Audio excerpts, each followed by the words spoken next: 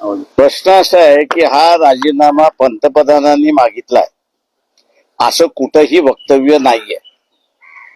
हा राजीनामा असणारा धर्मेंद्र प्रधान यांनी स्वतःहून दिलाय असं त्याच्यामधलं त्यांच्या पत्रामधनं भासतंय. एक भाग. दुसरा भाग, त्याच्यामध्ये त्यांनी जे काही वाक्य वापरलेली आहे त्याच्यामध्ये या आंदोलनामध्ये अँटी सोशल एलिमेंट्स, अँटी देश एलिमेंट्स जे आहेत ते घुसतात आहेत आणि म्हणून मला असा राजीनामा द्यावा लागतोय. कुठेही माझ्या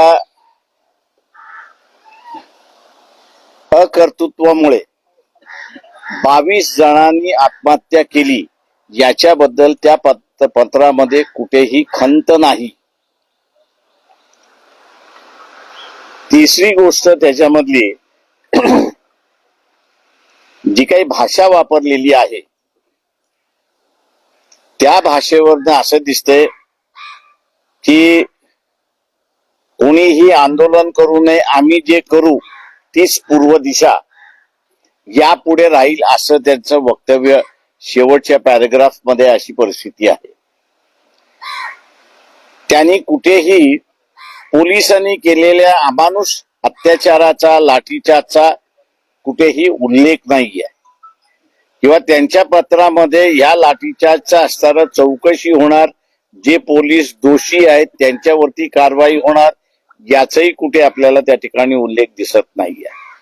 किंवा ज्या सेंट्रलाइज परीक्षेचा निकाल झालाय, सेंट्रलाइज परीक्षा घेऊन निकाल देण्यात आलेला आहे, त्यातून हे सगळे प्रश्न उद्भवतात आहेत आणि म्हणून आम्ही ह्या सगळ्या सिस्टम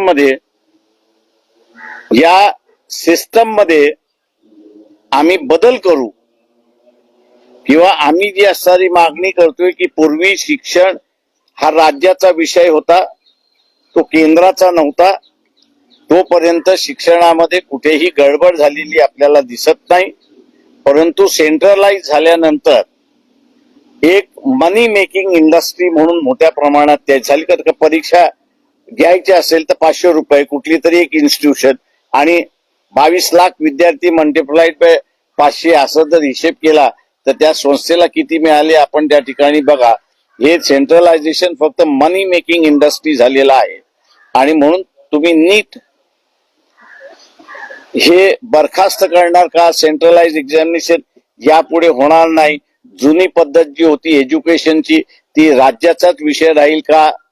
आणि पंतप्रधान स्वतः या 22 विद्यार्थ्यांची जी आत्महत्या केलेली आहे त्याच्याबद्दल दुःख व्यक्त करणार का? किंवा आता असणारं जसं विद्यार्थ्यांच्या संघटनेच्या वतीने कॉम्पेन्सेशनचा मुद्दा हा आल्याशिवाय आम्ही आमचं आंदोलन मागे घेणार नाही असं जे काही वक्तव्य आलेलं आहे किंवा हळूहळू येत चाललेलं आहे किंवा सिस्टम बदलण्याच्या संदर्भातलं काय त्याच्याबद्दल सरकार बोलणार नसेल तर मग आपण आंदोलन मागे का घ्यावं? ही जी चर्चा सुरुवात झालेली आहे ती मी असताना मानतोय की सरकारमध्येच कुठेतरी विचार विनिमय झालाय आणि राजीनामा आलाय असं दिसत नाही. तर मला असं दिसतंय की धर्मेंद्र प्रधान यांनी स्वतःहूनच राजीनामा देऊन आगीमध्ये तेल ओतण्याचं कामकाज त्या ठिकाणी केलंय असं मी त्या ठिकाणी मानतोय.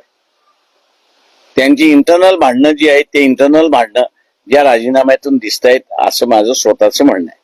विद्यार्थी विजयी झाले साहेब असं म्हणायचं का? विद्यार्थी विजयी झाले, जे झुकणार नाही असं जे म्हणत होते त्यांना पार नाक रगडायला लागलं विद्यार्थ्यांनी. तर कॉक्रोच या शब्दापासून खरं तर सुरुवात झाली, सगळी पडली फेसलेस खरं तर सगळा प्रोटेस्ट होता सुरुवातीला, पण एवढी मोठी विद्यार्थ्यांची चळवळ उभं राहील असं कुठे वाटलं होतं का? आणि त्याच्यानंतर त्याचे रिपरकशन जाणवते. मी असं म्हणतोय की चीफ जस्टिस जे आहेत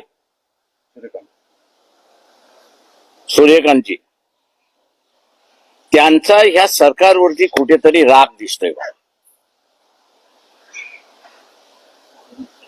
आणि एकदा नाही तर त्यांनी दोनदा चिथवणी दिली असं माझं स्वतःच म्हणणं आहे.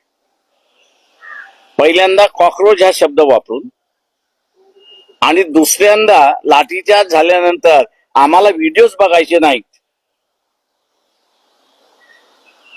हे जे वक्तव्य आहे हे माझ्या दृष्टीने कॅल्क्युलेटेड वक्तव्य आहे असं मी त्या ठिकाणी मानतोय.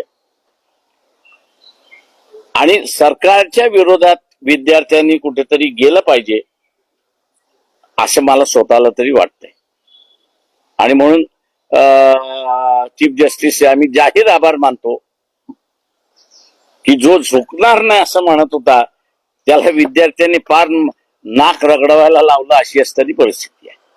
एज्युकेशन सिस्टीम मध्ये आता काही फरक पडेल का? कारण तुम्ही म्हणताय की मोदींनी तो राजीनामा घेतलेला नाही, धर्मेंद्र प्रधानांनी तो स्वतःहून दिलेला आहे. इथून पुढे तरी विद्यार्थ्यांना त्या आंदोलनाला यश होईल. एज्युकेशन सिस्टीमचं काय? मी अजून म्हणालो की ते जे आंदोलन करते जे आहेत म्हणजे मला जे तिकडनं जी काही माहिती येते त्याच्यावरनं की कॉम्पन्सेशनचा मुद्दा आणि परीक्षेमधल्या सुधारणा याच्याबद्दल सरकार काहीच बोलायला तयार नाही. का धर्मेंद्र प्रधानाचं पत्र सुद्धा त्याच्याबद्दल काहीच बोलत नाही. त्याच्यामुळे आपण माघार का घ्यावी असा असणारा प्रश्न त्यांच्यामधली असणारी चर्चा ही बाहेर पडत चालली. तुम्ही अभिजित जितकेंना म्हणाल का की आता माघार घेऊ नका म्हणून? कारण एज्युकेशन हा त्यांनी घ्यायचा निर्णय आहे. ते जे निर्णय घेतील त्यांच्या बरोबर आम्ही आहोत. सपोर्ट आम्ही असं सांगू की आम्ही मुंबईचा बंद सुद्धा केला तो त्यांच्या पाठिंब्यासाठी केला. आता असणारं जे आहे ते विद्यार्थी जे निर्णय घेतील त्याच्याबरोबर वंचित बहुजन आघाडी राहील एवढं मी सांगतो. पण विद्यार्थ्यांना तरी आवाहन कराल का एज्युकेशन सिस्टीमसाठी की तुम्ही हे आंदोलन सुरू ठेवा म्हणून? तो त्यांनी निर्णय घ्यायचा. विद्यार्थ्यांनी निर्णय घ्यायचा. त्यांनी घेतला चालू ठेवायचा तर आमचा पूर्ण पाठिंबा त्याला. चल.